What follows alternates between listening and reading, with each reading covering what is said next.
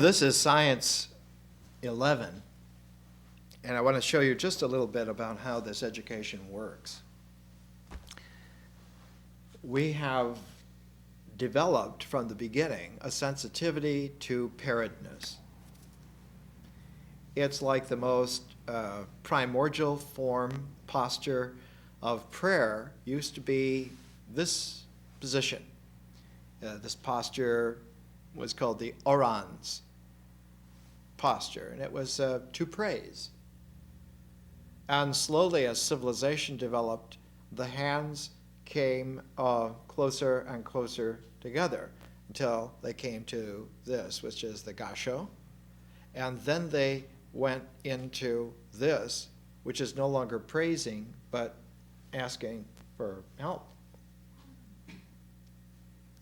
So even in just such a casual history of the mudra of praying, you can see that the two hands perform this kind of function, and there's this ecology, and you have to come to the turning point of the desperate asking for help to learning to relax that and let giving come again, because in a way the true help is the giving, not the getting, but the giving. The healing is the giving, not the getting.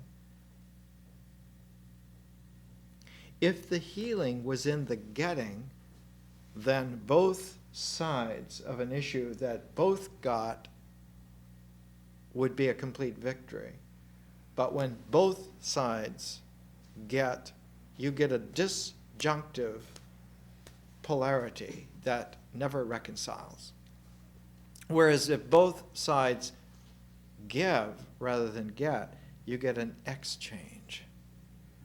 So that the whole principle, the whole Hermetic principle by which organic life anywhere in the cosmos happens is mutual exchange. So that in something as fundamental as ritual, the operating principle of a good ritual is reciprocity. We don't do this dance to force the clouds to rain. We do this dance to make a ritual offering which will exchange with the clouds for their rain. So that in our education, on all levels and all phases, we sensitize ourselves to this strategy of reality. That somehow paredness is essential to structure, and that structure is an exchange meeting, and rather than a polarity, it has this complementarity aspect. But the polarity aspect is necessary for a kind of a material structure, a kind of a snapshot, a kind of a temporary definition.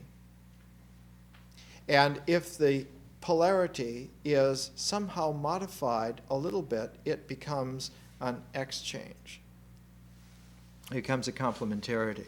We find the same thing here, Science 11, when we're going to talk about how cells, the molecular biology of the cell, how cells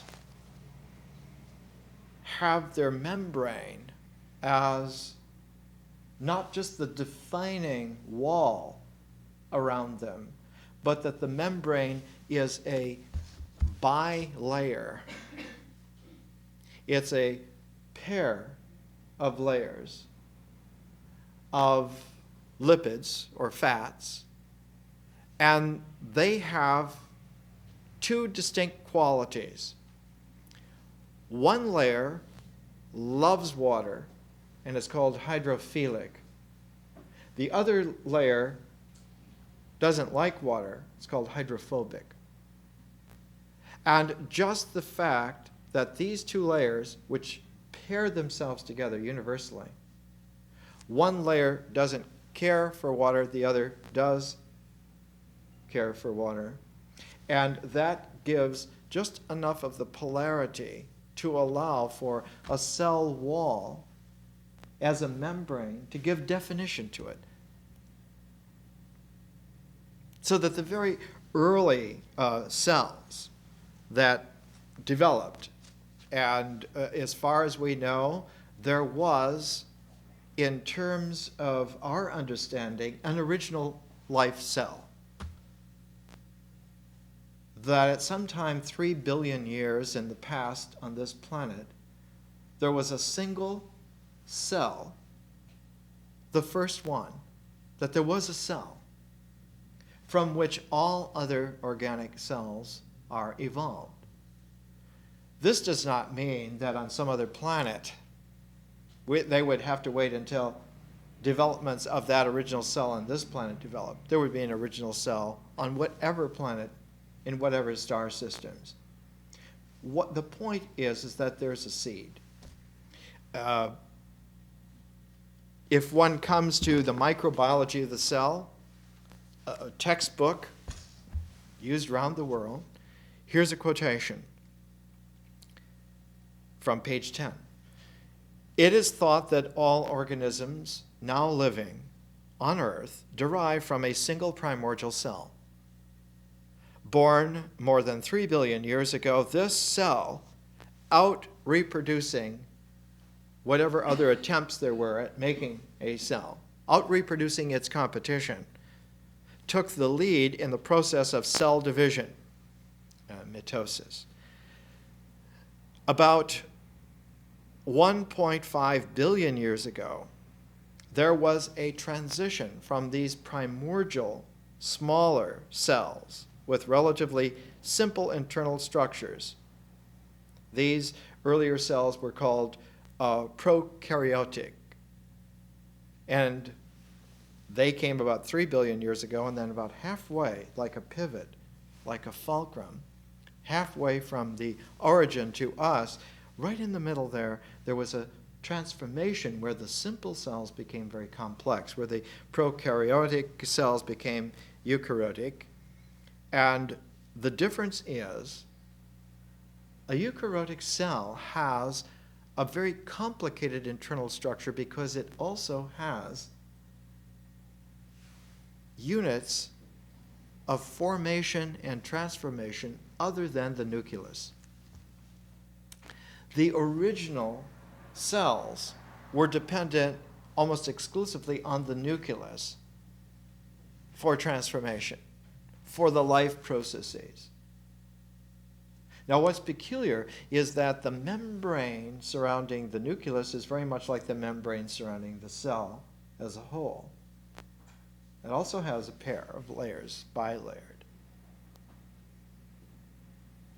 And there's a movement on the surface of these membranes.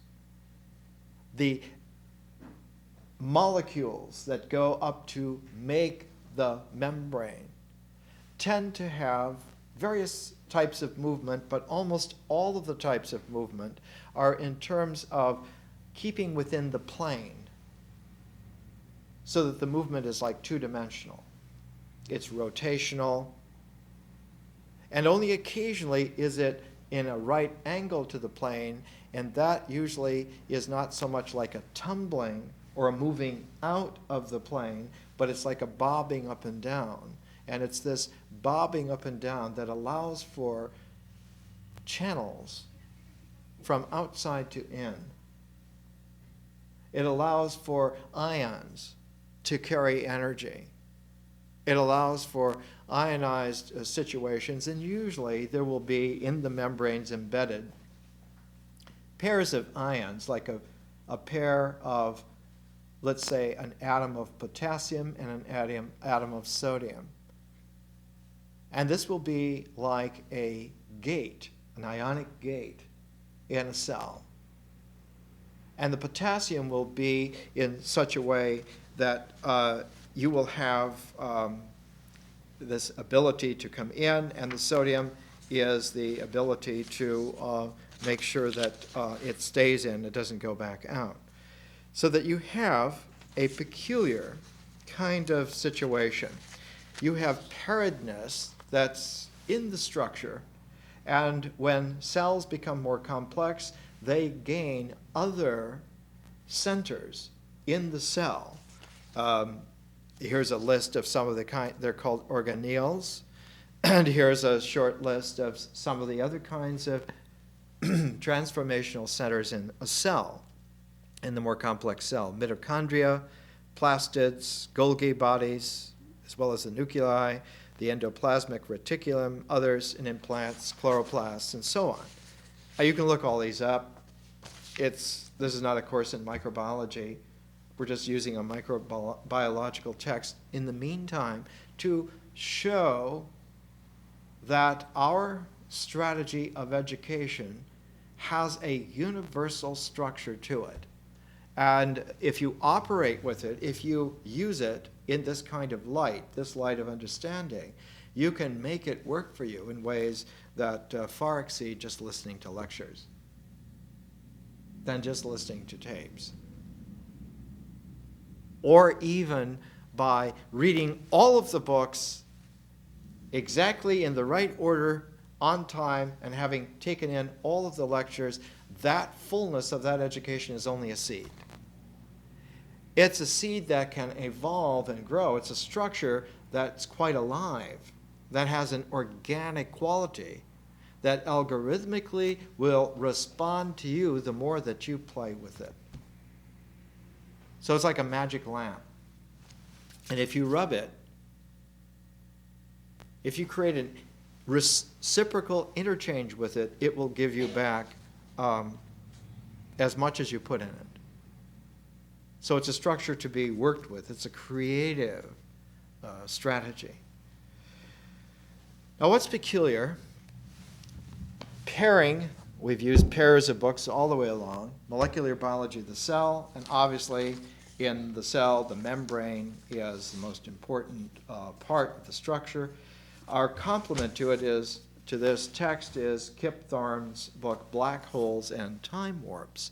And one chapter in this book is the famous membrane paradigm of black holes that Kip Thorne and some of his students developed just a while ago. This is Yale University Press, 1986, and so we're just about 10 years into understanding that black holes and cells both have membrane structures, so that we're dealing here with something rather universal. But the structure is best understood in terms of pairedness.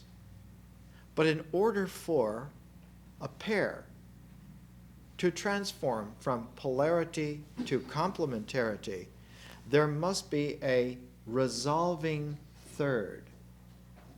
A resolving third element, which sometimes can be a thing, sometimes can be the context itself, sometimes can be the kinetic movement, the dynamic, which the two develop in their complementation.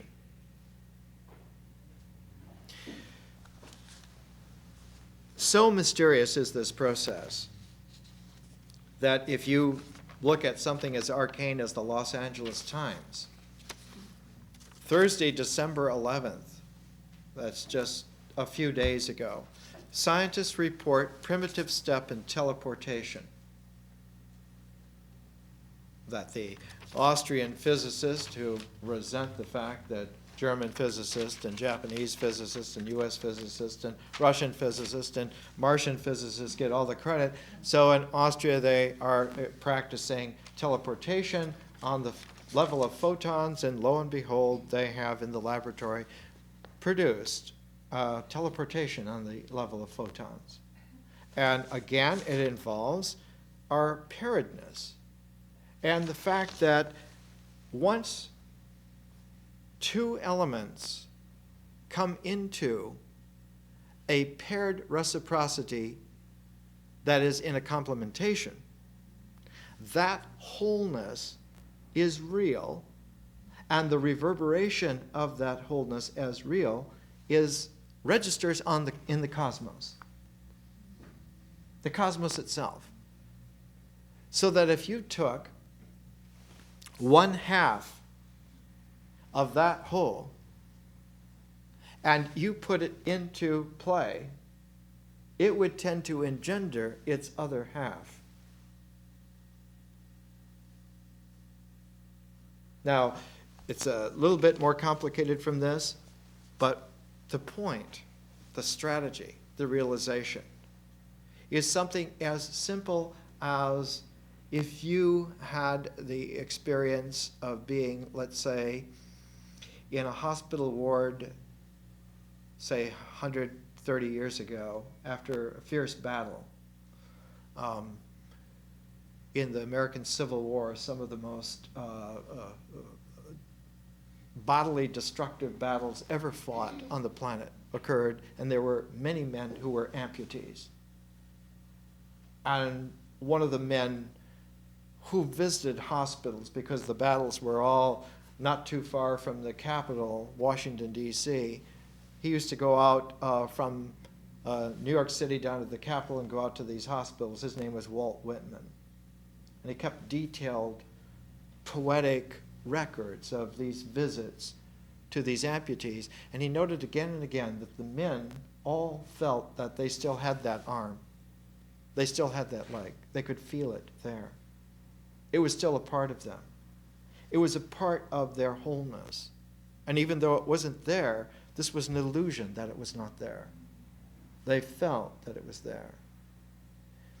And Whitman, remarking upon this in his poetry, which became more and more mystical because he realized that there is a wholeness which we are, which registers in the cosmos, and even if something is taken away from us, the cosmos remembers us whole, knows us whole. And after being haunted for about 10 years by these kinds of thoughts, Whitman finally wrote a book called Democratic Vistas, which was his mystical politics. And he said, we have to adjust ourselves not to the history of nationalities, but we have to adjust ourselves to the mystical history of the universe. And what Mother Nature seems to prefer, and quoting Whitman almost directly, he said, Mother Nature seems to prefer freedom and variation. That's what she likes. She likes something completely new and someone to be completely free, to be completely different. She likes freedom and variation.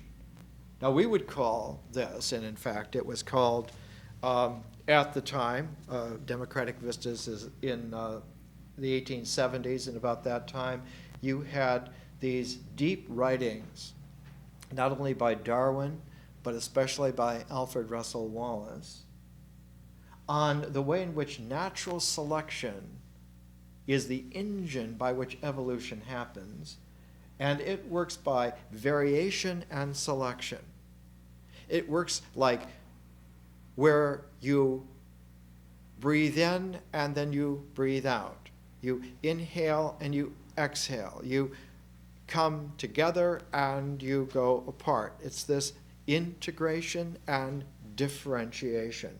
It's this freedom and variability. It's the way in which variation and selection, trying a whole realm of possibilities and selecting out, and trying from that a new spectrum and selecting out. And that by this kind of a process, by this kind of a ballet, of this pair of process and thing, objectivity and movement, of energy in things, of dynamic in process, objectivity and process, by their mutual reciprocity, the course of reality registers even to the level of us.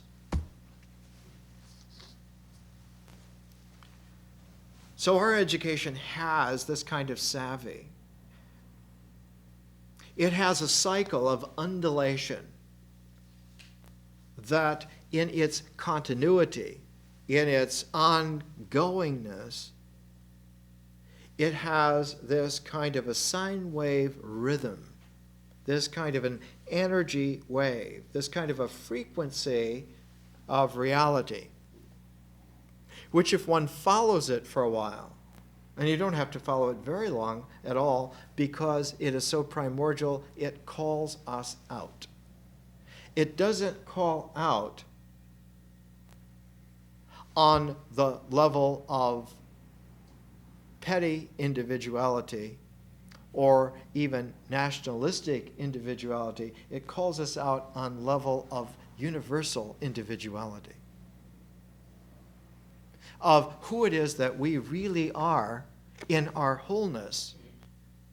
Even though circumstances may have amputated or may not have encouraged to grow those elements, nevertheless, all of that wholeness registers in terms of the cosmos. It's there. So that we talk in a very nonchalant, almost common speech language of self-fulfillment, of fulfilling, of coming to our fullness, of filling that out. This requires a kind of a wisdom education process, a cycle, an ecology that calls forth that entirety. Now, it's not just filling in the blanks as if it were some kind of coloring book from heaven, and you just can color those forms in. But the entire alignment of phases morphs together in a choreography which has its rhythm, which goes along with this breathing pairedness.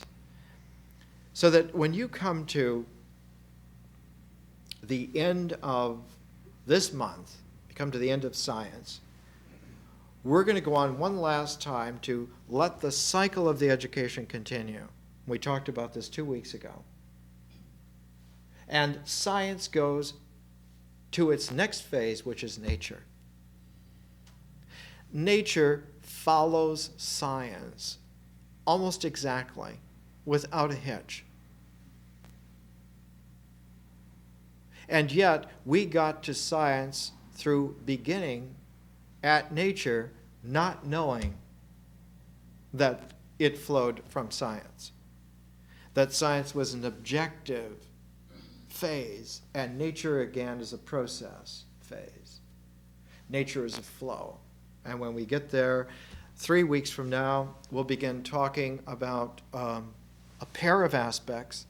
We'll begin talking about a flow and someone who registers the flow because they're swimming in it.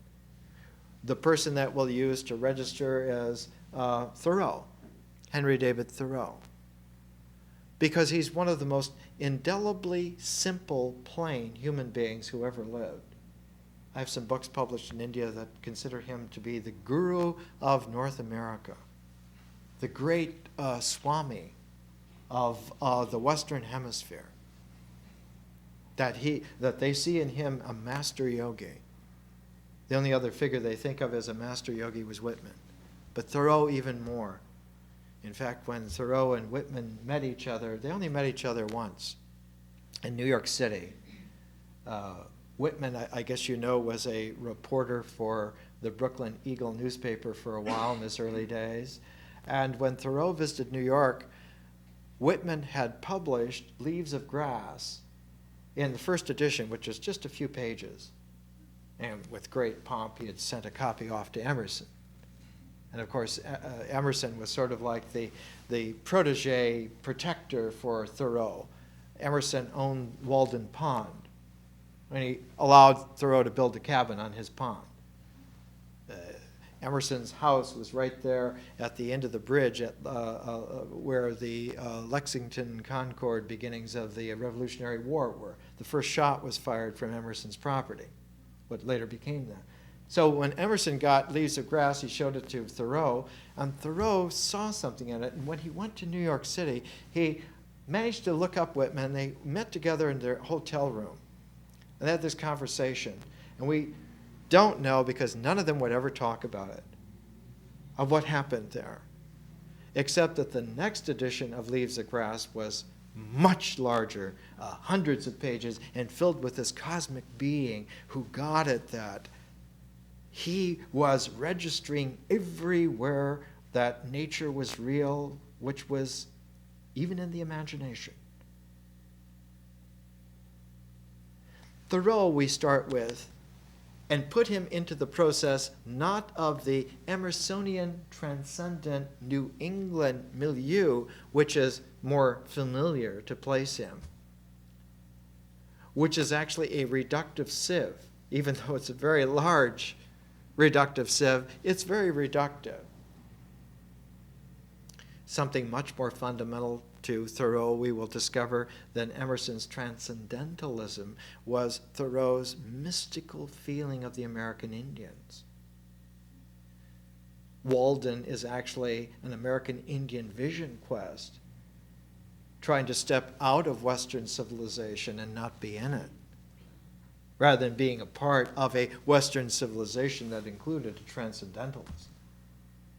It turns out that Thoreau and Emerson are quite different. Quite different.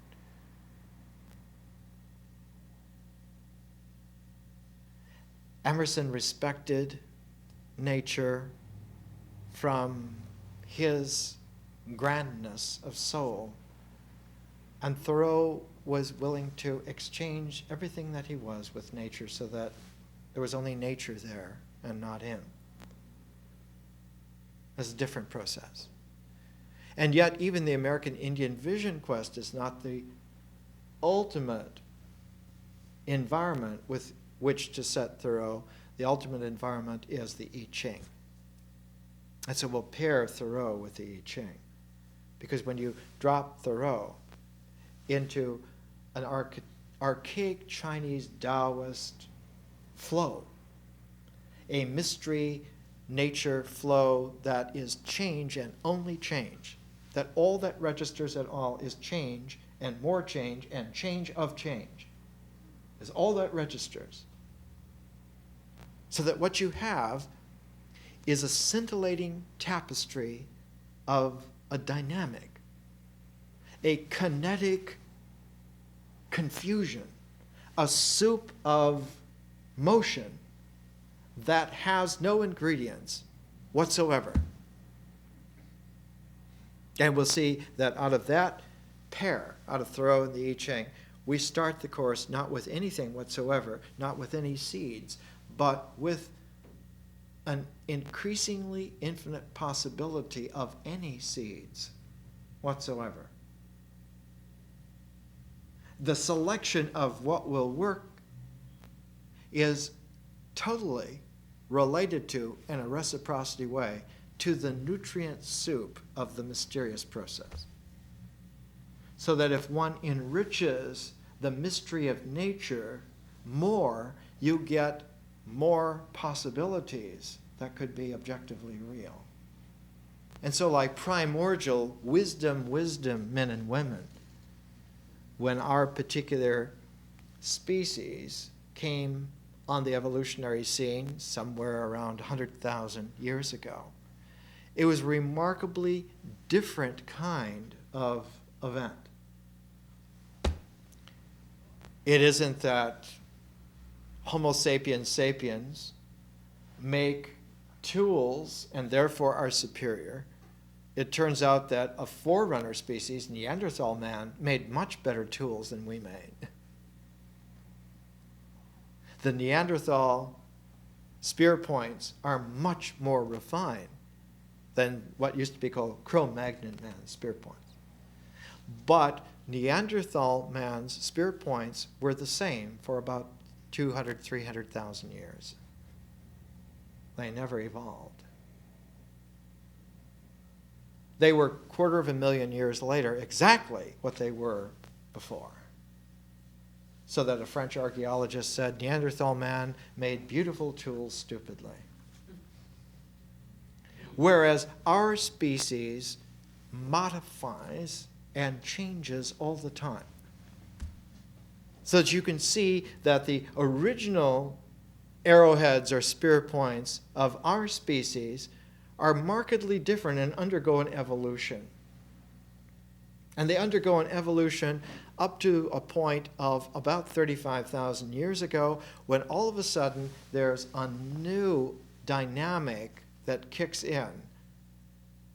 And instead of weapons recording the evolution, art comes into play. And it comes into play with an almost uncanny, open completeness, which continues to evolve, but that the origins of art some 35,000 years ago are already very sophisticated.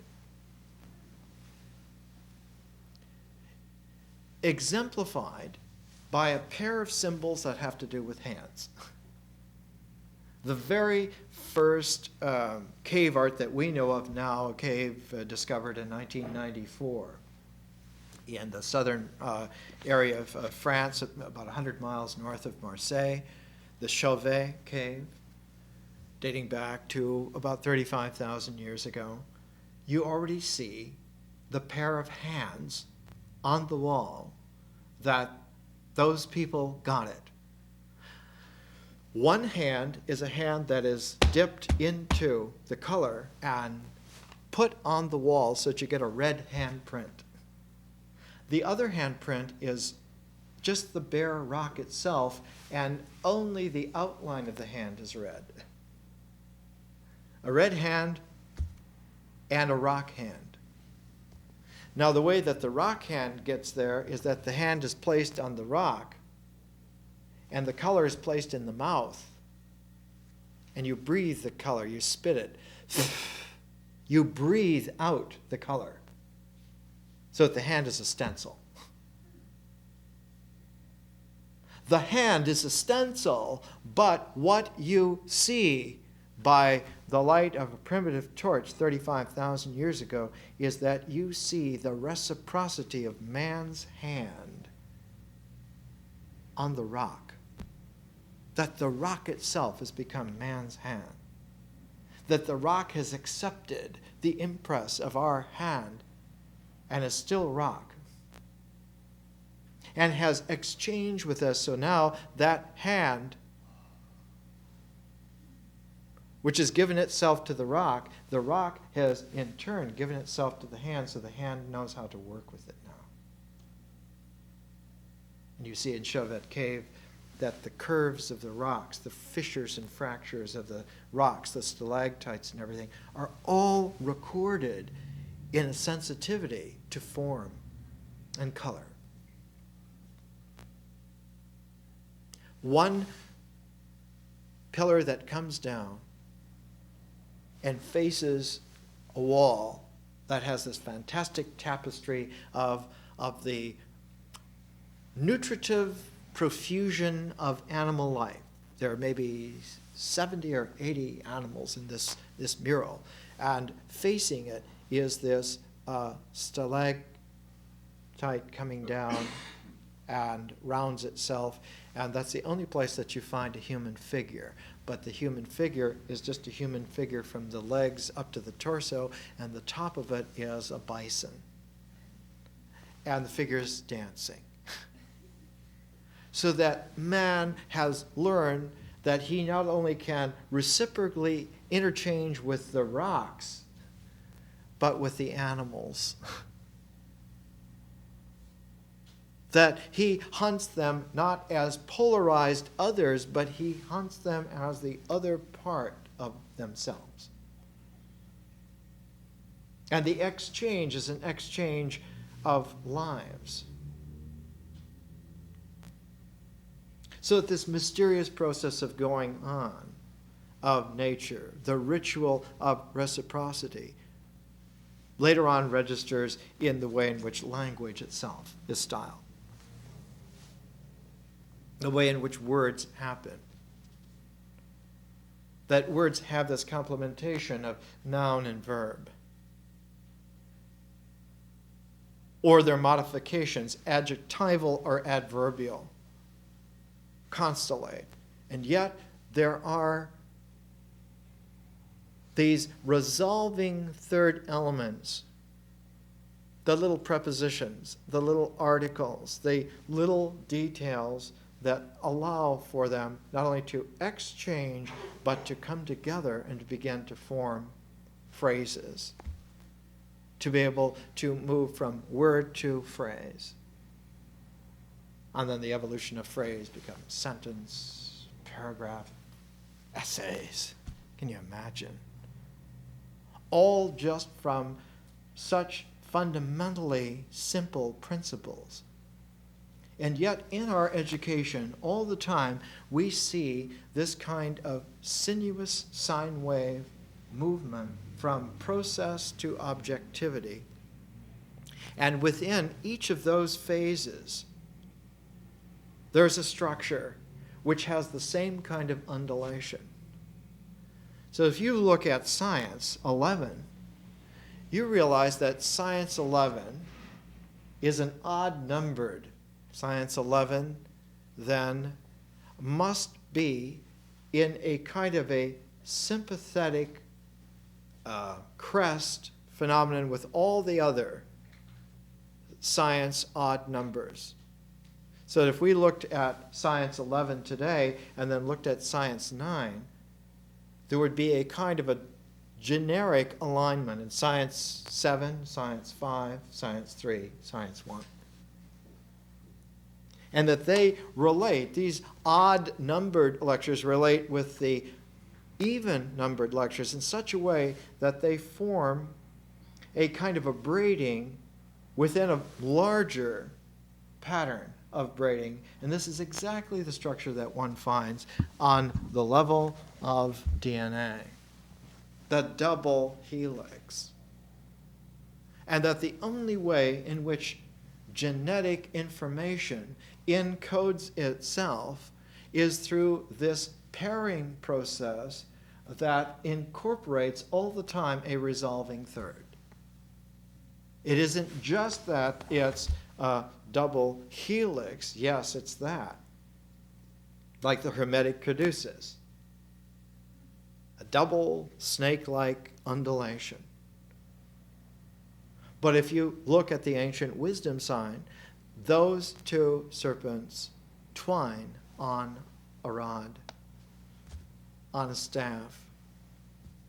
And that staff has always at its top a kind of a ball, a kind of a bulb. The sun. That somehow light from stars, that star light is this fundamental energy that exchanges with all of the structural possibilities and energizes those structures into life, into consciousness, into a deliverance of eternity. If we look at Science 9, the notes for Science 9, right at the very beginning, read, evolution, variation, and selection. Cells are midway between the sizes of molecules and the sizes of organisms like ourselves. So that always again you see that there is like a fulcrum principle that comes in the middle to balance two ends which, if left in a linear fashion, would be a polarized horizon. But by introducing a center to it, one introduces to that polarized horizon a complementary aspect. And one then has, in terms of black holes, the language phrase is an event horizon. lot like the recent junk film of that title, but an event horizon beyond which the participant has a distance, has an understanding relational distance, an aesthetic appreciative distance. And if one drops below that event horizon, that distance implodes to 0. So that within a black hole, the observer would not know anything whatsoever. The aesthetic distance is pure 0. Outside, increasingly, that distance assumes whatever geographies are appropriate to a polarized material in a open space. If we come to the notes of Science 11, talking about the way in which cells are midway in size between molecules and organisms, and that the evolution of them is through variation and selection, and that there are basic structural principles that translate that energy into that dynamic and translate that dynamic back into energy, so that there are only 4 primitive nucleotides that always occur in pairs. You have the cytosine and guanine, and the adenine and the uracil, and they're always paired together. But the way in which they keep their pairedness is that when a DNA double helix splits and the 2 templates go apart, they tend to engender their opposite coming back into play. And the way in which a C will always engender a G. Cytosine always engenders its paired complement of guanine. You never have adenine paired with cytosine. It never happens. So that in order to have a play for this whole structure, the pairedness, the 2 pairs, must pair together. And so this pair of pairs, this quaternary, becomes a primordial structure. And again, out of this come 4 major organic molecules. You have amino acids, you have nucleotides, which are the 4 DNA, the C, G, A, and U. You have sugars, and you have fatty acids. Now, the nucleotides are limited to a pair of pairs, to 4. The proteins are made up of a very limited matrix of amino acids. The amino acids are only 20. So that you have, on one hand, a vocabulary of letters, which are very small, that go to express an enormous 1/2 of all of organic creation. 4 nucleotides, 20 amino acids. Yet on the other side, the sugars, the fatty acids, proliferating. Many different. The way in which all of this happens, you can read for yourself. Our textbook is scientifically complete. Even the second edition was 1,200 pages, and now I think we're about ready for a 4th edition to come out that will be close to 2,000 pages. I thought you would like to see what a laboratory manual for molecular cloning looks like. This is the manual that is used around the world. Sam Brook from the University of Texas Medical Center. This is Cold Spring Harbor Laboratory Press. This is the 1989 edition. I can't afford the several hundreds of dollars for a new printing, which is the same edition yet. There'll be a new edition probably in '98. So that you can get a scale of what it takes to put into operation just in molecular biology, these universal principles, and yet we're adding to that astrophysics and black holes, and you can see that the range is as far flung as you could want or even imagine. Yet it's all within this kind of magic lasso of a comportment of wisdom which can be developed, and you can be taken through the entire ecology of it in 2 years.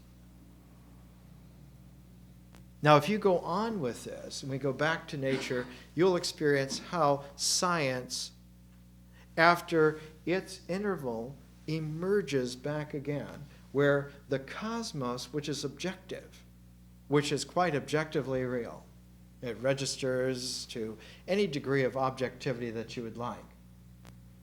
How many millionths of a hair width of vibration would you like to register? You can do so. And yet all of that disappears when you come back into nature. Nature does not disclose any objective structure whatsoever, and that's why she is mysterious. That the conception that nature is things is a blind spot misnomer. It's actually an ego projection that comes out of a desperate mind searching to have something to fill its own grade of uncertainty. Nature, in actual fact, has no objectivity at all, and is 100% out of our hands. No one controls her. There are no trilateral commissions in nature. She doesn't care. Let's come back after a break and we'll continue. We'll come back here to a very elusive focus.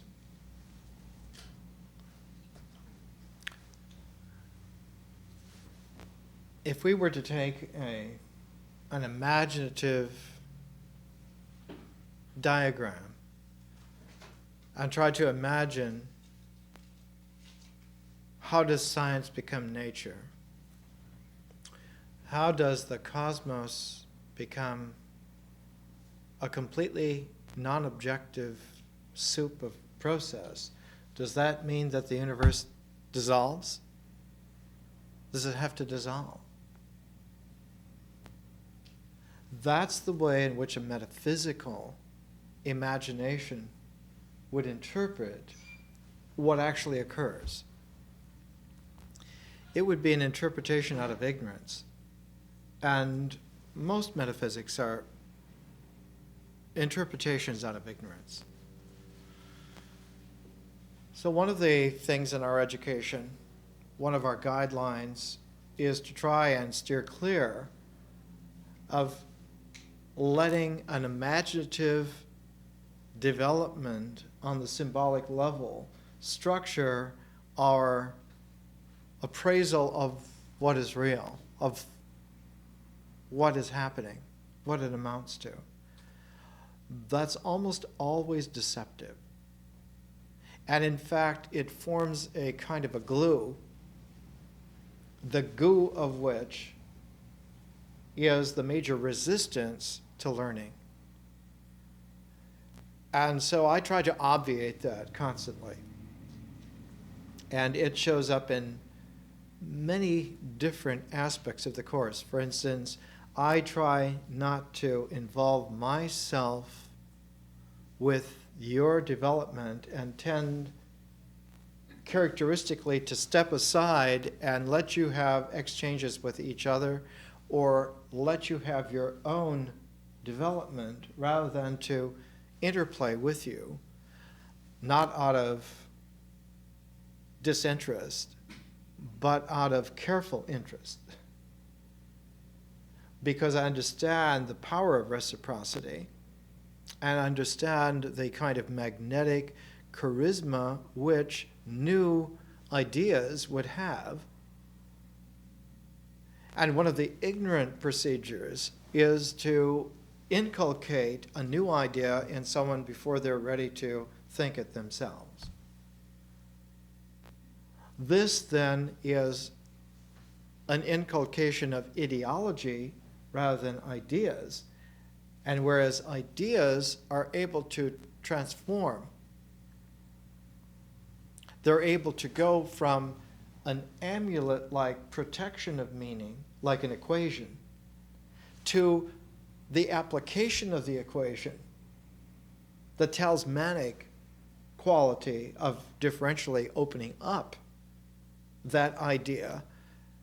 And ideas which come to us out of the ecology of nature are able to be opened up and applied. Yet, even on very subtle level, if someone inculcates an idea, that is to take some kind of conscious vision of the meaning and development of some symbolic structure and introduce that back on the mythic level where most people live, they get that idea by inculcation rather than by natural growth within themselves. So that there's an art of teaching that's involved to give a nutritive enrichment to the environment in which you're learning. I used to call it the field of inquiry. I seek constantly to enrich that field of inquiry. If the inculcation is done prematurely, then you get an ideological taste. You get a dependence on an idea which is not yours, but which actually, in its characterizing, I almost made up a Joycean word here, character-resisting. Character-resistant quality. Ideologies always have this peculiar flavor of not respecting individuals. Who you really are doesn't matter to an ideology. Any ism, just simply worse than not seeing you or even ignoring you is that it non-acknowledges you. Not even taken into consideration. And so your individual action, your individual concern are extraneous little curlicues that exhaust themselves because there's no environment in which they could register as real. And the deep, centered recognition that this is happening is what is the author of the neurotic response. Something in your center says, oh my God. The more that I go in my characteristic way, the more I'm becoming imaginary, illusory, and extraneous. If one were to put a common denominator on the emotional affect that all of those qualities engender, that common denominator would be what we would call in our English in this era the ridiculous. And most socialized beings fear ridicule more than death. When this kind of sensitivity, when this kind of sensitive intelligence was first being self-consciously realized on grand cosmic scale, we fortunately had a couple of individuals who lived all around the same time and clustered around two great figures, Shakespeare and Cervantes. Cervantes' protagonist was Don Quixote. He's the chivalric knight who's willing to ride into adventures against the tide of ridicule.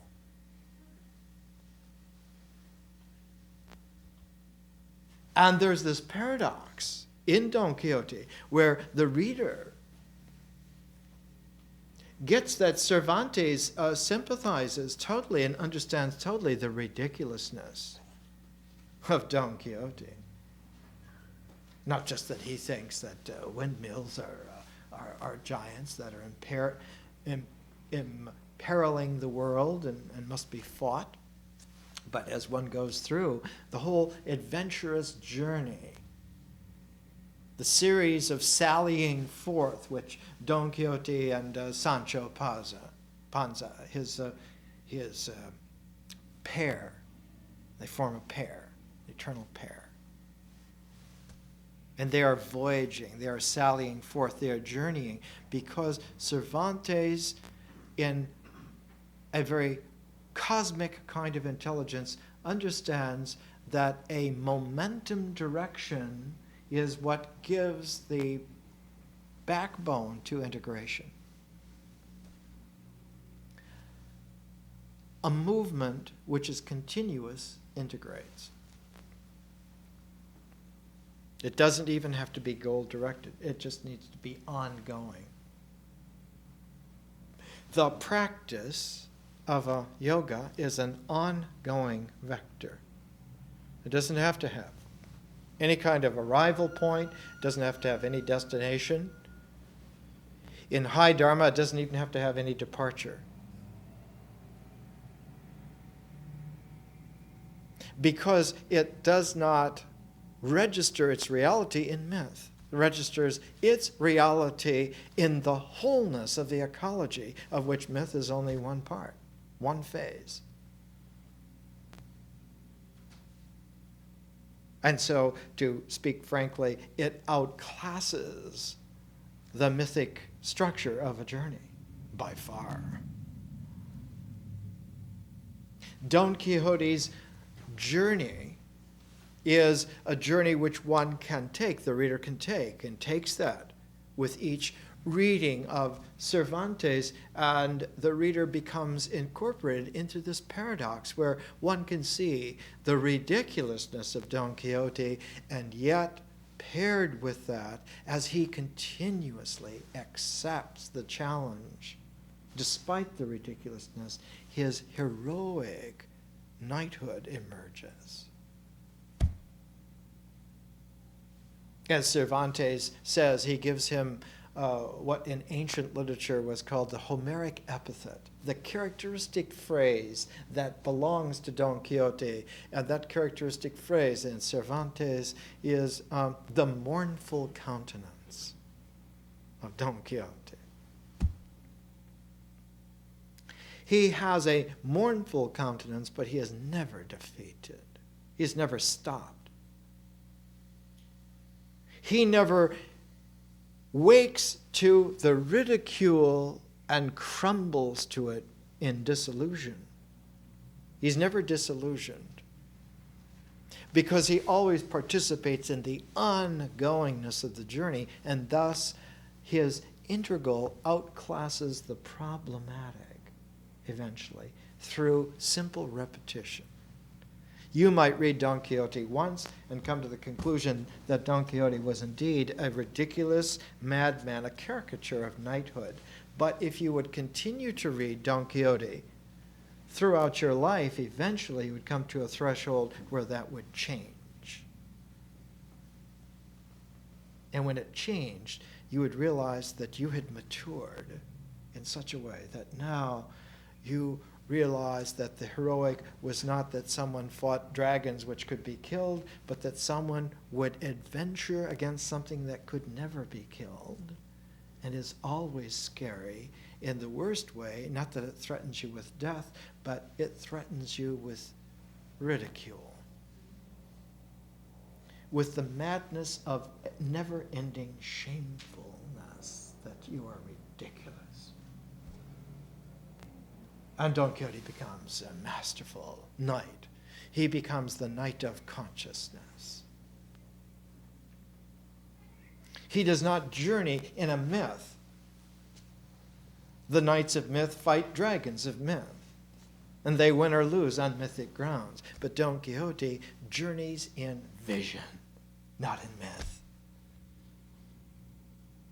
Shakespeare's plays and their cycles are not mythic, they are visionary.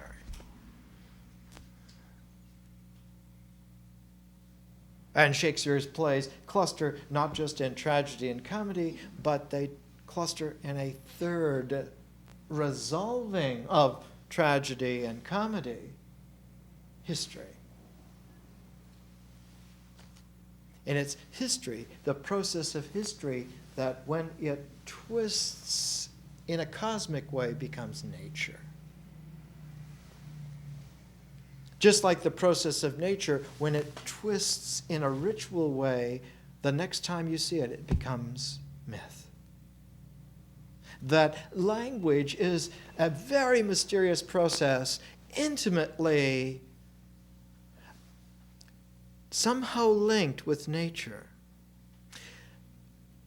When one becomes spontaneous in language, the language has a natural fluidity to it. Yet, the next time that there is a twist, the process of language is no longer the same as it was. It's there, but in a different capacity. Mythic language flows and undergoes a change, a twist, a transformation, and it becomes a magic language instead.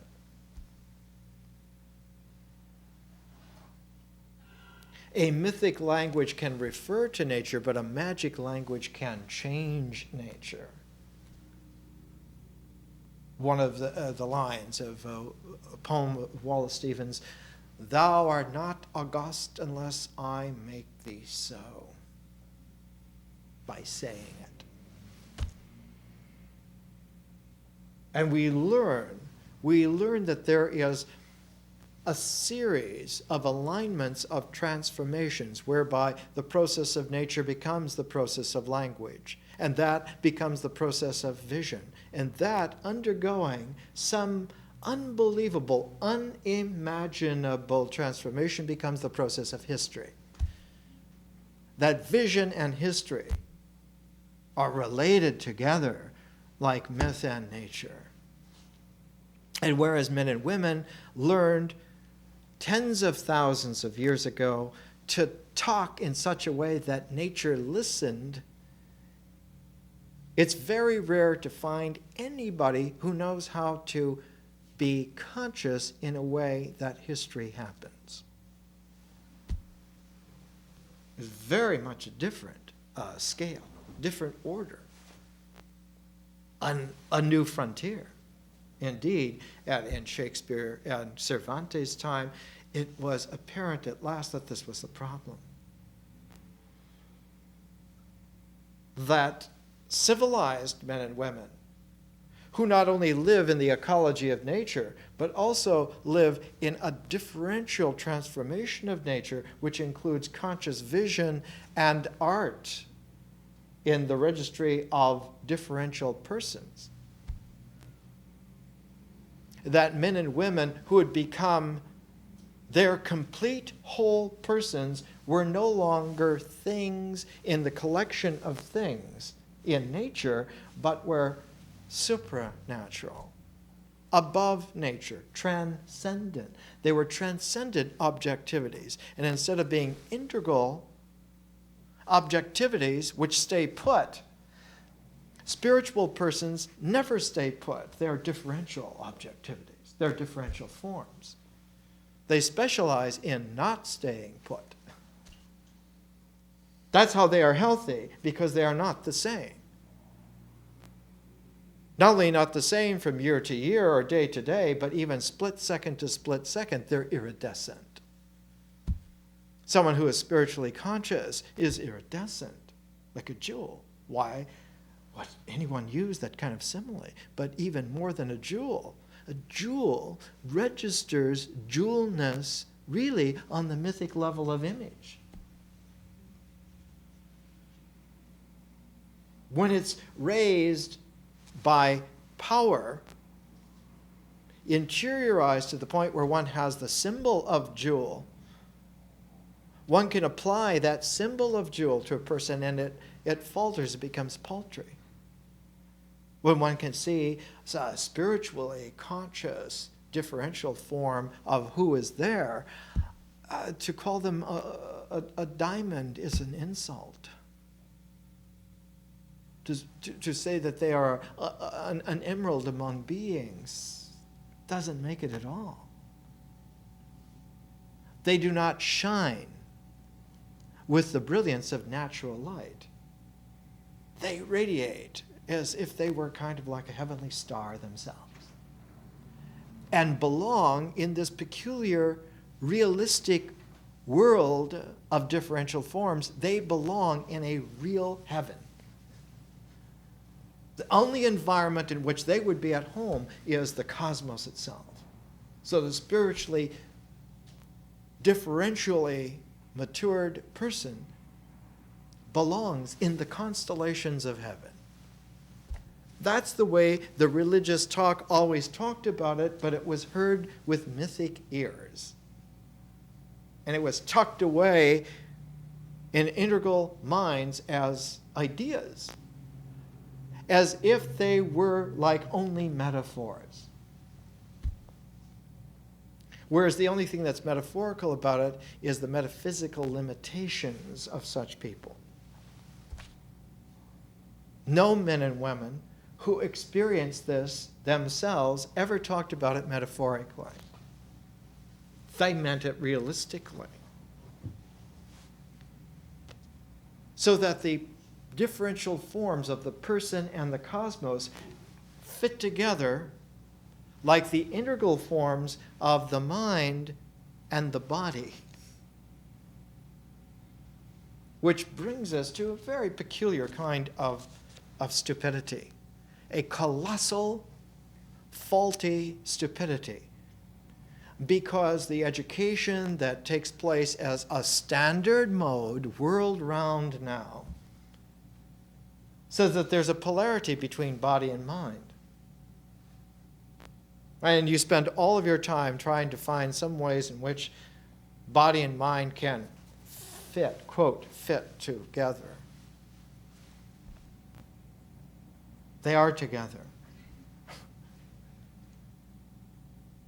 They are together, but they are together as a pair in a cycle which itself has a complement, where the body and mind do not participate at all, either of them, except as a complementing pair together.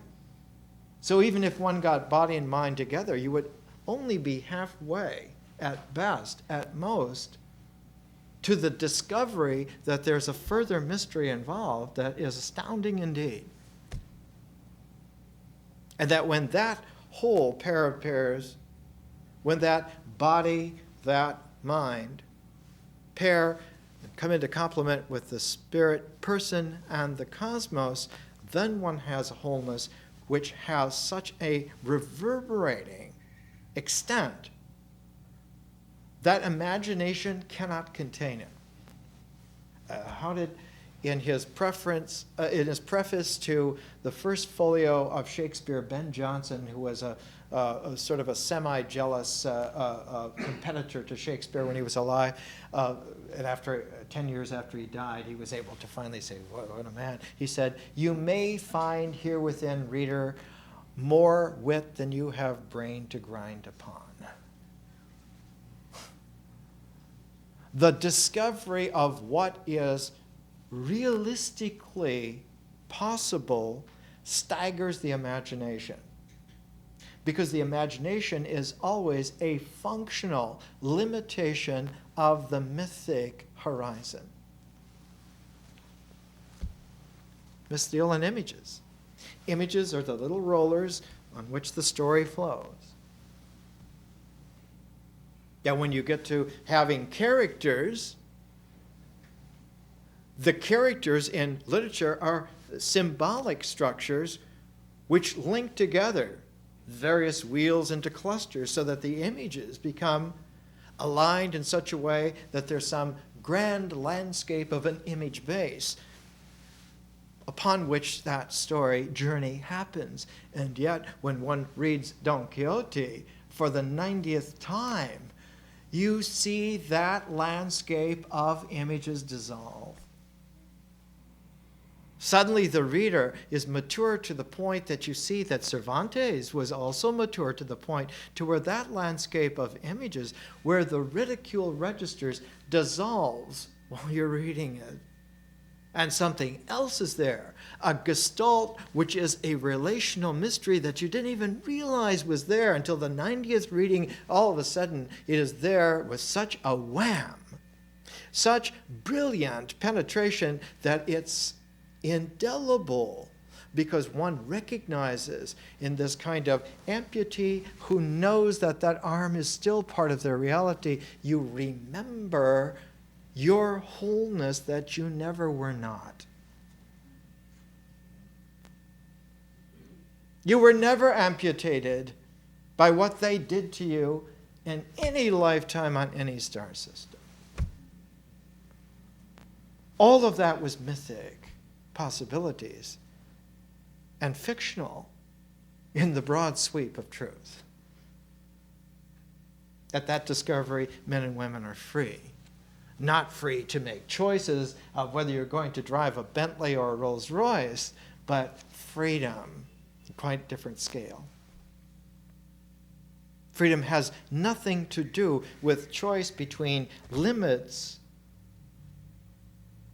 in possibilities, has everything to do with unlimited possibility itself. Not with the possibilities of choices, but with possibility, period. ...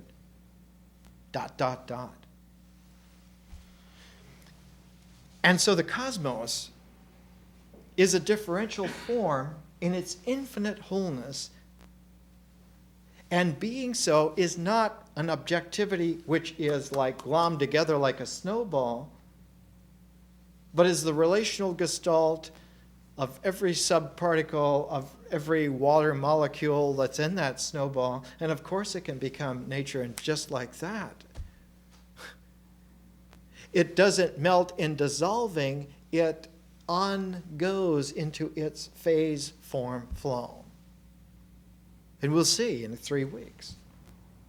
We'll see how the original Chinese, archaic Chinese, some 5,000 years ago, the very beginnings of Chinese civilization, someone named Fu Xi, how he observed a situation of a thunderstorm in the mountains, and when he saw that ecology of what happens with that thunderstorm in the mountains that included him, understanding it and seeing it, that the whole I Ching came out of that vignette and spun itself out in such a way that there was like a 5-phase energy flow. And that modulation through that doesn't end with the 5th phase, but the 5th phase curves back around and makes a infinite cycle possible. It's ongoingness. And so too our education has that kind of equality. And if used not just to preserve the meaning and understanding that you come to by seeing the nature of the way in which process actually happens, of being able to register ritually the objectivity of existence in your body, in the masks that you make, and see that flame into the process of languaging, of mything, of feeling, of a feeling-toned intelligence that sets almost like the tone, like a pitch pipe sets the tone for the music that becomes the mind. But the way in which one uses language with feeling is the initial form in which the mind will be. And so if one had all the wisdom in the whole cosmos, one would tell young children, speak the truth passionately. Even if you don't understand, let it come out. How do babies learn to speak? They passionately gurgle gibberish.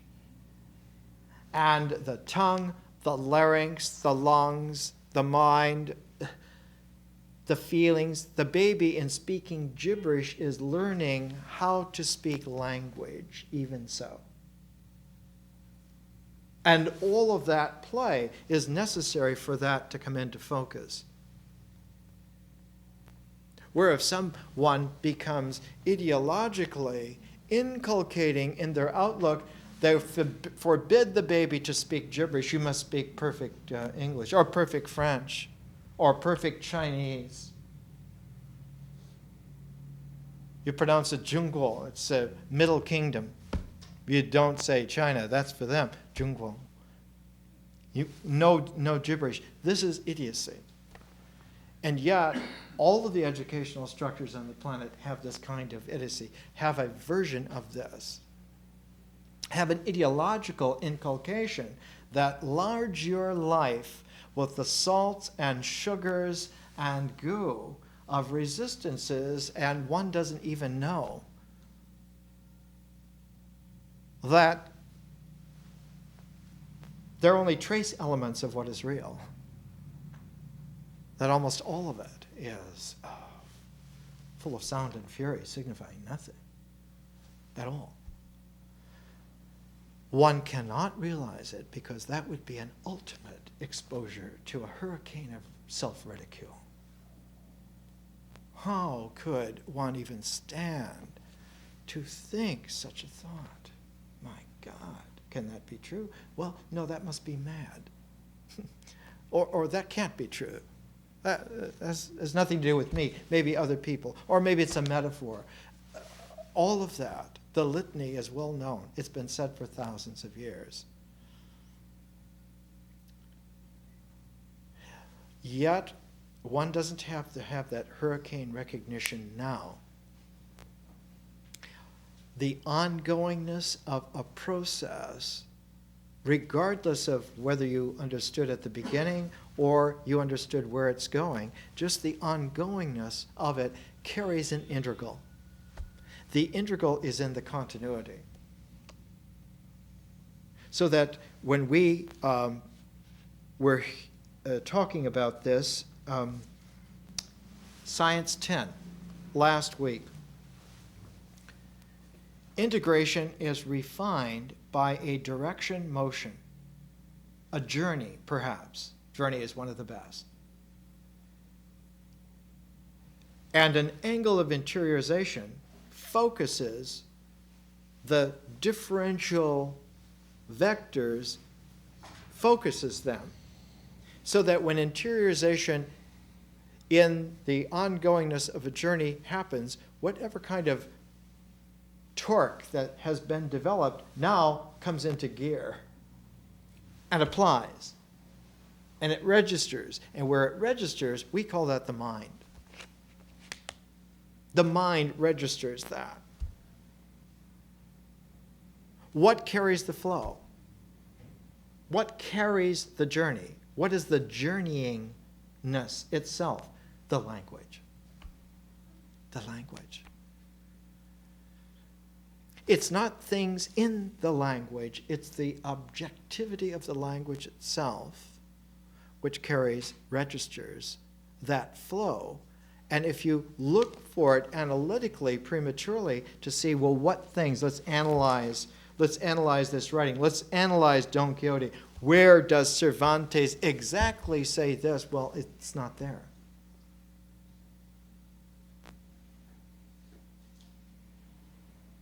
one wants to analyze Shakespeare plays, and there are millions of ways to analyze Shakespeare's plays. But the only way that Shakespeare's plays are delivered is if the plays are enacted. The play's the thing. The only objectivity is the play. And the play includes not just the actors and their costumes and those words and those scenarios, but the audience. It is the audience interiorizing that language, those costumes, that gestalt, so that it comes through their angle of interiorization. Someone who sees it, then there's a play. The play is now objective in who sees it. That's where the objectivity is. Whereas if someone were hack writer, you would try to put the objectivity in the play. Oh, we're gonna doctor it up. It's all going to be there. Well, it can all be there and still doesn't work, doesn't happen. It has to be there in such a way that its focal length gels in those who see it, those who hear it, those who taste it. If you're a chef preparing a meal, you don't want the ultimate taste of the meal to be in the dish. You want it to be in the palate of who's eating the dish when they eat it. Oh, it was a fabulous meal 2 minutes ago. All those flavors were married on the plate, and by the time you ate it was too late because the focal length was not long enough to be there. It's a part of the art of cooking to make sure the flavor is there in the mouth of your guests, not getting cold on the plate. An artist who is writing so that his idea on the page is perfect, and then somebody reads and says, well, didn't quite do it for me. Oh, well, you're dumb, you're stupid, you're insensitive. Well, no, that's not it. It's that the focal length of that drama has to come together in the reader or in the viewer or in the listener. The music is not there in the page or even the performer so much as in the performance appreciated. So that art completes its ecology like a differential form would, when every aspect that's important to it is included in the whole. And for an art, it's not just putting on the play. There have to be people who are there for whom that play is put on. And they have to, their sensitivity to it, their appreciation of it is a part of the play.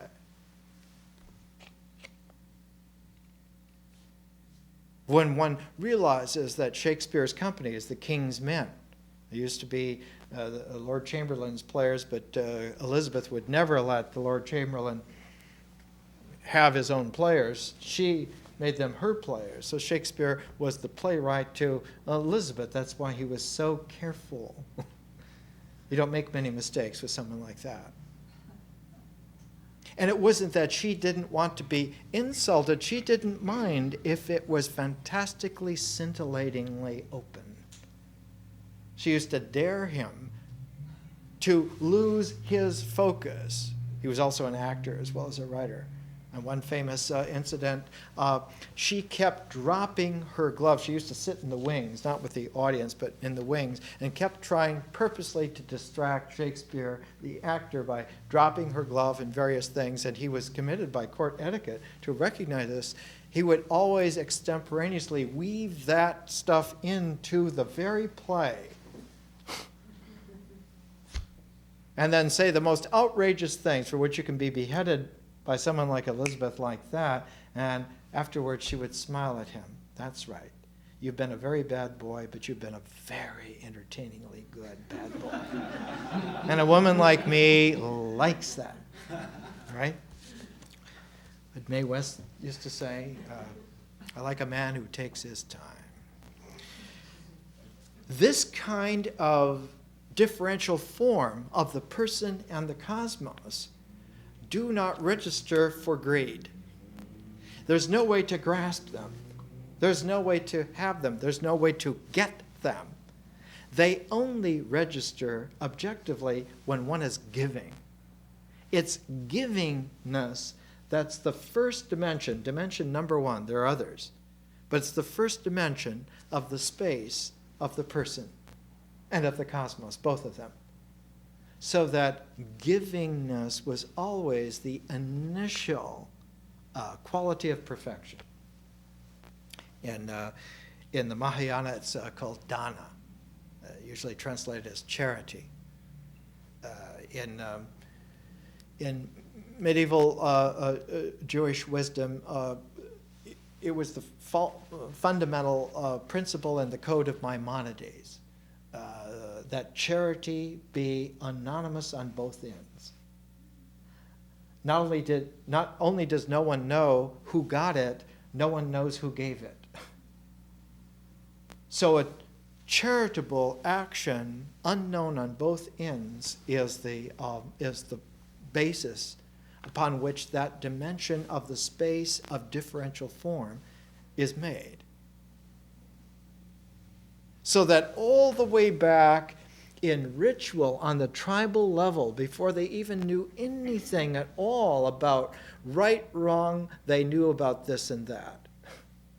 They knew that if they gave freely to each other, that somehow reality continues to occur in such a way that it can grow.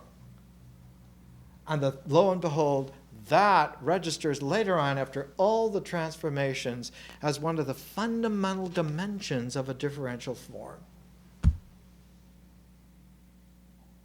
It's graphically there. If you look out tonight, most of heaven is wide open space, the space of giving. If getting was so important, God would have put steel bridges in between the stars. Excuse me, for Christ's sake. Do you understand how incredibly simple and yet how maddeningly subtle the whole thing is at the very same time? So that another dimension that's there in the space that allows for differential forms is the sensitivity to paradox. We talked about that, of how one of the science books that we were reading from on the molecular differentiation of sexuality last week, and they had a quotation from Kierkegaard about paying attention to paradox, and how paradox is this most peculiar of all situations. Paradox begins with irony. The first glimmerings are not paradoxical, but they're ironic. And so the wry sense of irony needs to be encouraged, because irony matures into paradox. And paradox matures into deep wisdom. But in order to let that maturation happen, takes an immense amount of patience. Immense amount of patience. And so the beginning dimension that becomes wisdom begins with patience. One would say, well, patience it's like a throwaway virtue, right? I mean, okay, patience is nice, but you're saying patience is so important that it's the seed of wisdom? That's right. That's exactly right. On the archetypal presentation of how patience deepens to wisdom is the book of Job. The epithet for Job is patient Job. And through his patience, his braving the ridicule of his three friends who say, you must have sinned against God. God does not punish, and you're being punished. God does not punish unless there's a reason, and you're being punished. There must be a reason hidden to you, and maybe that's the curse, is that your hubris has come into play.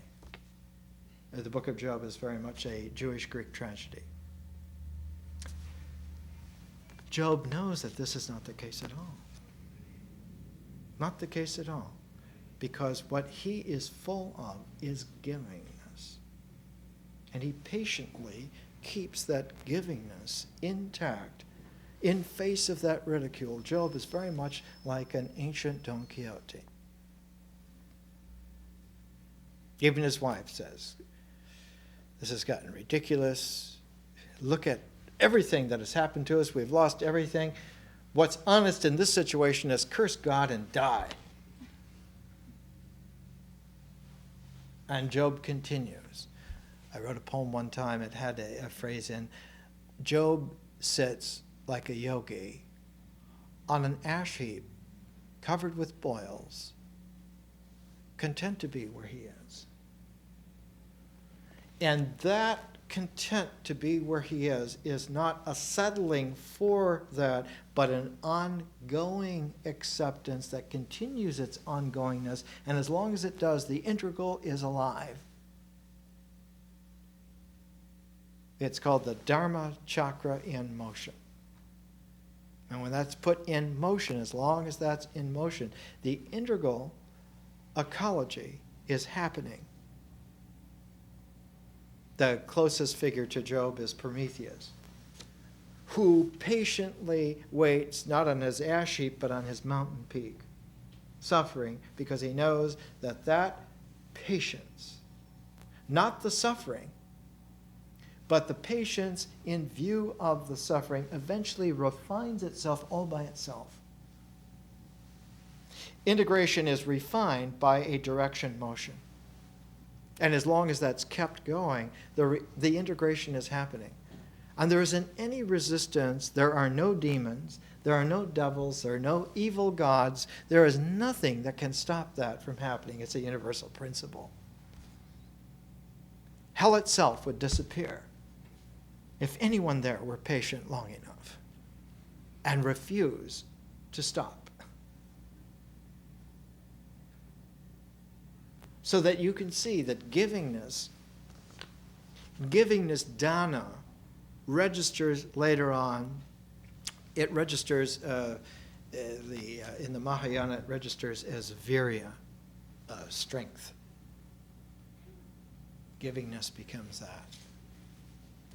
And dana, registering as strength, is very related to the way in which patience becomes wisdom.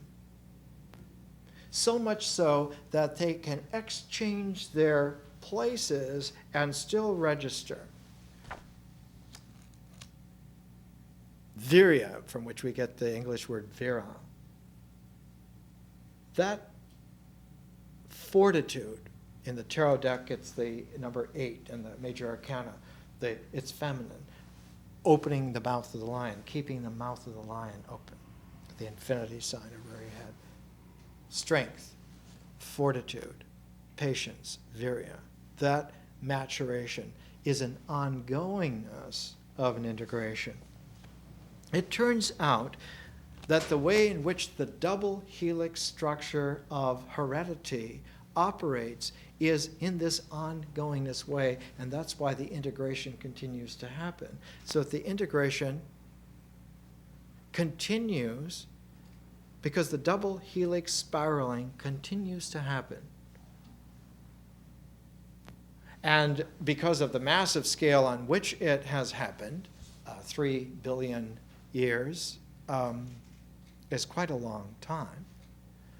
And the spread now is somewhere around 15 billion light years. It means that in this universe, the power of integration is awesome, even in Valley English.